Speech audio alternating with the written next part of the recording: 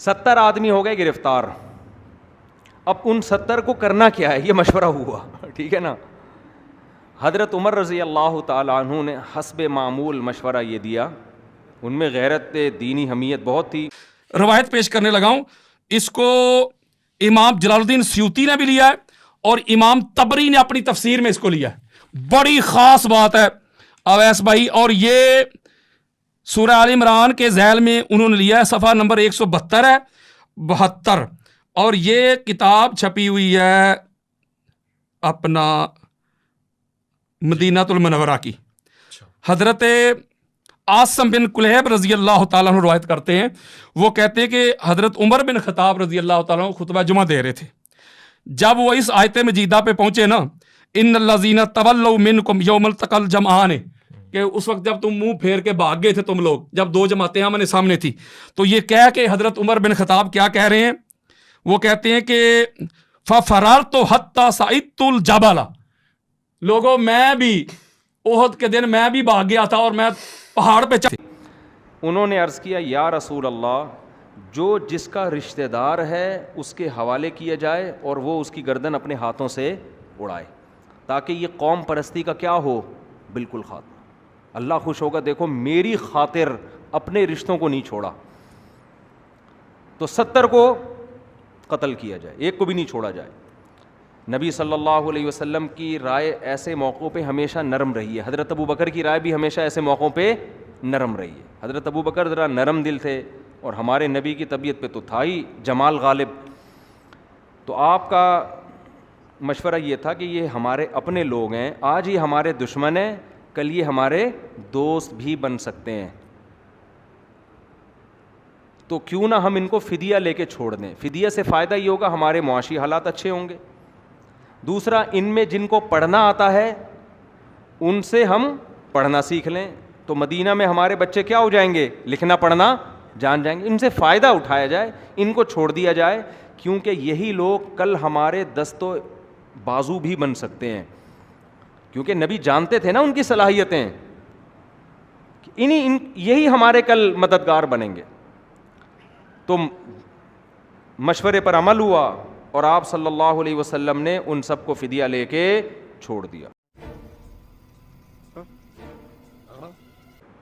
لیکن قرآن میں اللہ نے اس پر تنبیہ فرمائی, اور اللہ نے فرمایا کہ اللہ کو آپ کا فدیہ لے کے ان کو چھوڑنے کا عمل پسند نہیں آیا. تبتغوا تریدون عرض الدنیا, تم دنیا کے پیسے چاہتے ہو. کیا مطلب, یہ وہ لوگ تھے جنہوں نے اس قدر اسلام کو نقصان پہنچایا, تو ایسے موقع پہ اللہ نے حمایت کس کی حضرت عمر کی.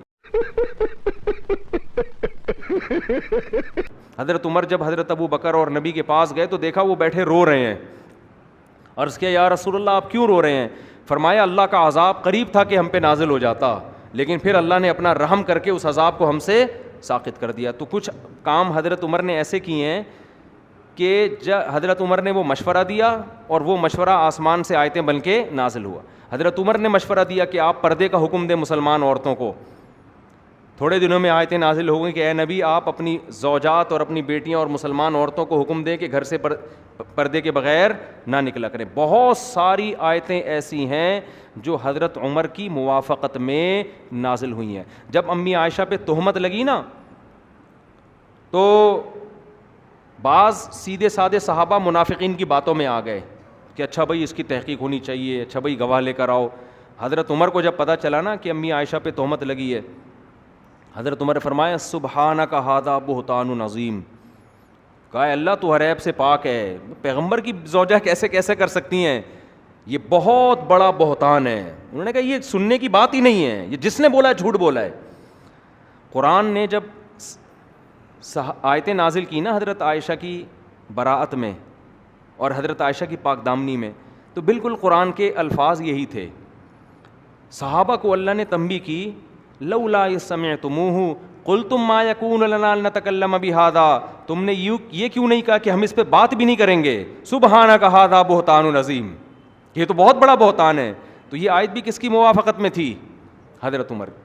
تبھی تو حضرت عمر کی جو غیرت شجاعت ایسی تھی. سنیں نا یہ بات, 4066 صحیح بخاری صحیح بخاری صحیح بخاری. جب وہ بندہ حضرت عبداللہ بن عمر کے پاس پہنچا, اس نے آ کے پتا عبداللہ بن عمر سے سوال کیا کیا؟ پہلا سوال کیا اس نے کہا یہ جو گھر ہے نا خانہ کعبہ, اس کی حرمت کی قسم دے کے کہتا ہوں بات سچ کیجیے گا. ان کے پوچھو. وہ کہتے کیا کہتے اتعلم ان عثمان بن عفان فر یوم احد, آپ اس بات کی تصدیق کرتے ہیں کہ عثمان بن عفان غزوہ احد میں بھاگ گئے تھے؟ فرار جملہ فرار وہی نا, عربی کا لفظ کو ترجمہ کیا کروں یار عربی کا لفظ میں بھاگ. اچھا فرار عربی کا لفظ کو ترجمہ کیا کروں؟ نہیں آپ فرار ہی کہتے ہیں تو فرار بھاگنا ہی ہوگا نا, بھاگ گئے تھے, تشریف لے گئے تھے. ہاں جی تشریف لے گئے. وہاں تشریف لکھا ہی نہیں, تشریف کچھ دشمنوں کی طرف کی تھی, انہیں نہیں لکھا, میں قرآن میں بتاؤں گا دشمنوں کی طرف کی تھی. عبارت پڑھ دیں وہ پڑھ رہا ہوں. انہوں نے کہا جب انہوں نے پوچھا نا کہ حضرت میں احتجاج وہ بھاگ گئے دشمنوں کی طرف کی تھی, یہ غلط بات ہے. میں قرآن سے پڑھاتا ہوں. یار یہ کس کو کہہ رہے ہیں یار, یہ کیسا آدمی ہے یار. حضرت عمر فاروق نہیں اویس بھائی آپ کہتے ہیں کہ آپ سنیے, میں آپ کو ایک بات بتاؤں, میں نے دونوں کے لیے دہرا دیا جملہ جو عبارت میں وہی استعمال کریں. فلا تولوہم الادبار, اپنی تشریف دشمن کی طرف نہ کیا کرو. میں قرآن دے یار یہ بے ادبی ہے یار. ادبار فلا تولو ادبار, تو قرآن پہ فتویٰ فلا تولو. یار بھائی آپ قرآن کا ترجمہ کرتے ہوئے تشویر کو دوبر کسے کہتے ہیں؟ دوبر واٹ از دی اویس بھائی بات آگے نہیں چلے گی, آگے بات کسے کہتے ہیں؟ آگے دوبر کسے کہتے بارے میں ہیں؟ یہ طریقہ یار, میں جو لکھ میں نے شروع میں حلف دیا تھا, میں نے ویس بھائی شروع میں حلف دیا تھا کہ وہ بندہ لعنتی ہے جس کے دل میں کسی کی گستاخی اور بے ادبی ہے. لیکن نبی نے فرمایا کہ عمر جہاں سے گزرتے ہیں شیطان وہاں سے راستہ بدل لیتا.